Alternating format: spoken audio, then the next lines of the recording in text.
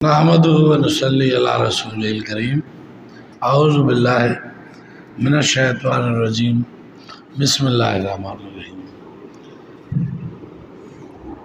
میں جناب مفتی صاحبان، علاقے کے معززین اور پیارے بچوں، سب سے پہلے تو میں آپ سے معذرت خواہ ہوں، دیر سے آیا، کچھ وجوہات تھیں جن کی وجہ سے مجھے دیر ہوئی۔ آج میرا گلا خراب ہے، اس لیے آپ کو خراب آواز میں میری بات سننی پڑے گی، اس کے لیے بھی میں معذرت خواہ ہوں۔ میرے لیے یہ بڑے فخر کی اور عزت کی بات ہے کہ مفتی صاحب نے آج مجھے اس بابرکت تقریب میں آنے کے لیے دعوت دی۔ میں دل کی گہرائیوں سے ان کا شکر گزار ہوں، اور آپ سب کا بھی شکر گزار ہوں کہ آپ سب اپنے کام چھوڑ کے یہاں تشریف لائے۔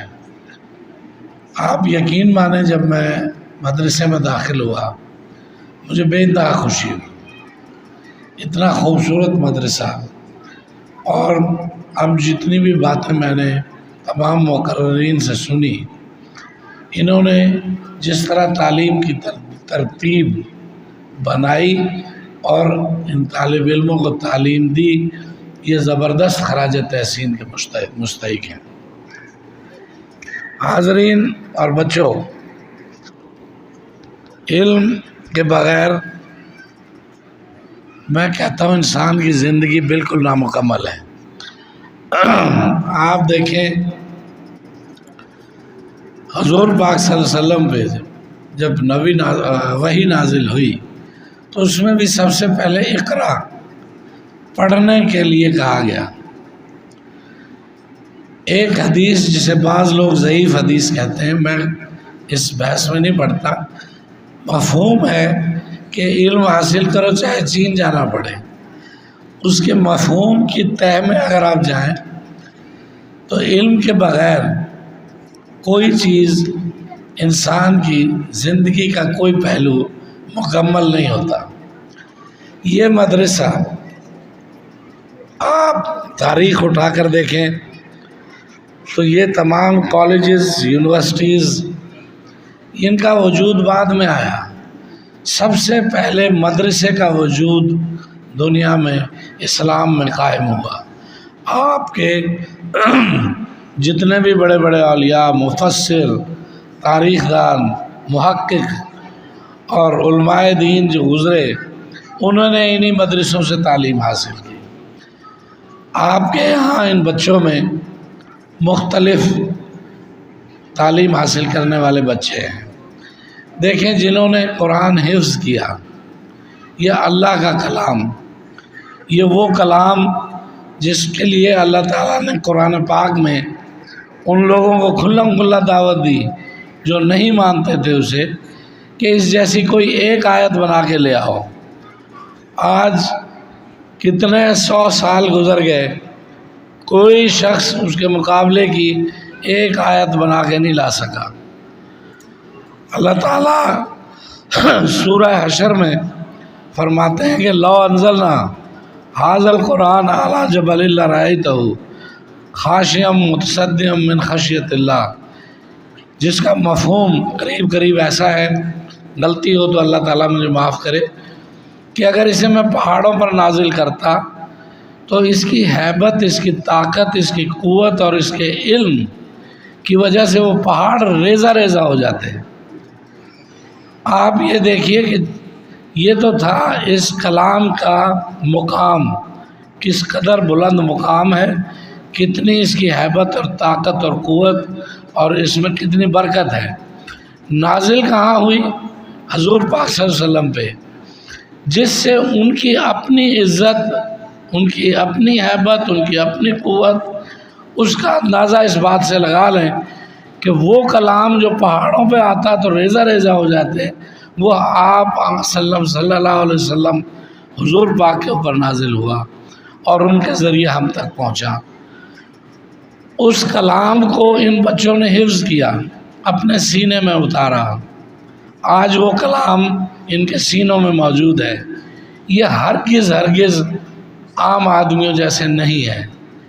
یہ ان کا مقام بالکل ایک علیحدہ ہے، اور یہ بابرکت لوگ ہیں، خوش قسمت لوگ ہیں کہ جن کے سینوں میں اللہ کا کلام موجود ہے، دفن ہے، جو نہ صرف ان کے والدین کی بخشش کا ذریعہ ہوگا بلکہ ان کے اپنے رتبے میں، مقام میں، عزت میں، وقار میں اضافے کا باعث بنے گا۔ دوسری بات آپ دیکھیں، جیسا کہ ہمارے ابھی مولانا صاحب نے فرمایا کہ دنیاوی تعلیم اور دینی تعلیم دونوں اکٹھی دی جا رہی ہیں۔ آپ کو یاد ہوگا خلافت عثمانیہ تھی، اس وقت جرمنی میں کتابیں چھاپنے کی مشین ایجاد ہوئی تھی، پرانی بات ہے۔ خلیفہ نے وہ معاملہ اس وقت کے قاضی کے سامنے پیش کیا، تو قاضی نے کہا نہیں، یہ حرام ہے، ہم اسے استعمال نہیں کریں گے۔ ان کے ایک فیصلے سے مسلمان دوسری قوموں کے مقابلے میں علم اور دنیاوی تعلیم سے کہیں پیچھے چلے گئے۔ اس کے بعد اسی خطے میں انگریزوں کی حکومت آئی۔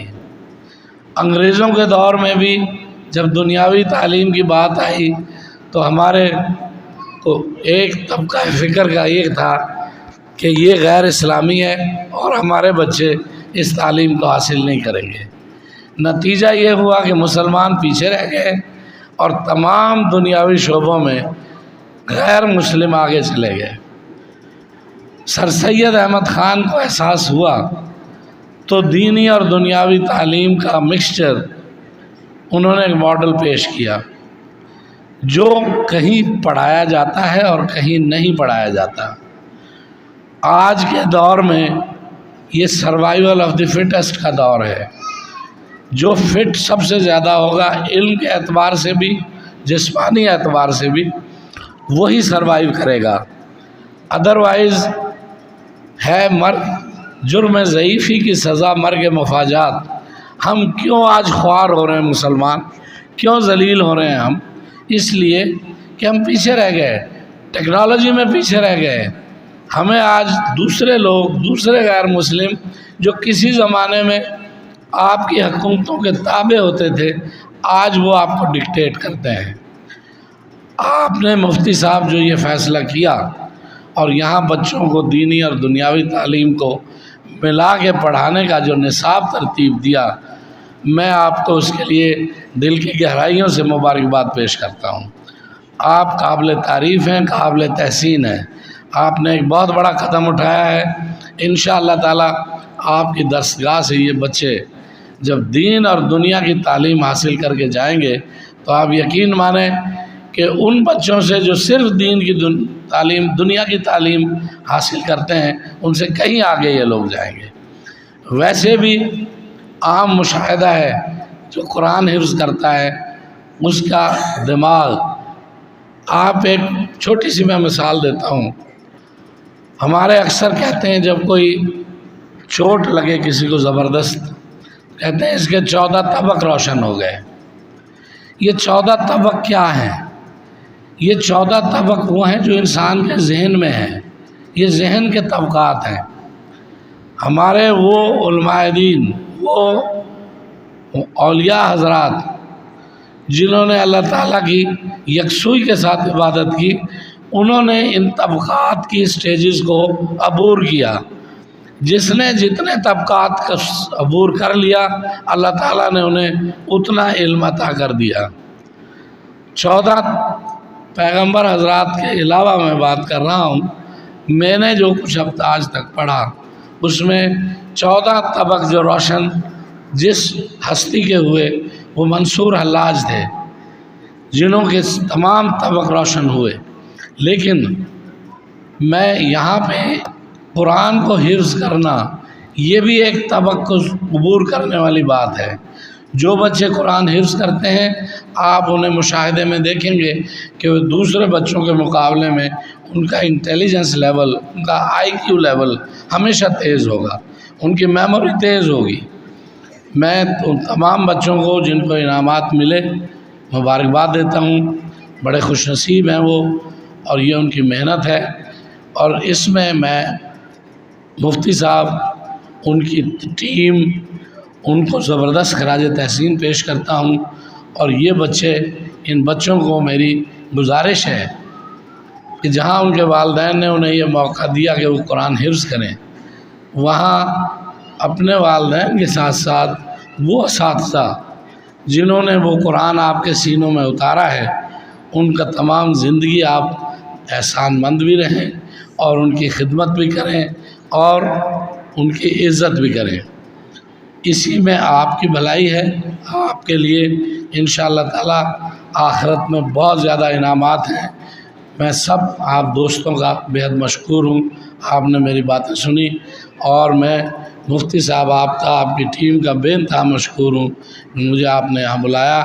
میرے لائق جو بھی کوئی خدمت ہو اس ادارے کے لیے، چونکہ آپ نے جو شاندار ایک ادارہ قائم کیا ہے، اس میں جو شخص بھی حصہ لے گا وہ اس کے لیے اللہ تعالیٰ ہی اجر دے گا۔